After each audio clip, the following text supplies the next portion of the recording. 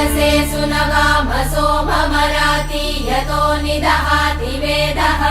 स नः पश्यदति दुर्गाणि विश्वानावेव सिन्धुम् दुरितात्यग्निः तामग्निवर्णाम् तपसा ज्वलन्तीम् भैरोचनीम् कर्मफलेषु जुष्टाम् दुर्गाम् देवीगुम् शरणमहम् प्रपद्ये सुतरसि तरसे नमः अग्ने त्वम् पारयानव्यो अस्मान् स्वस्तिभिरति दुर्गाणि विश्वा पूश्च पृथ्वी बहुला न उर्वी भवातोकायतनयाय शम्योः विश्वानि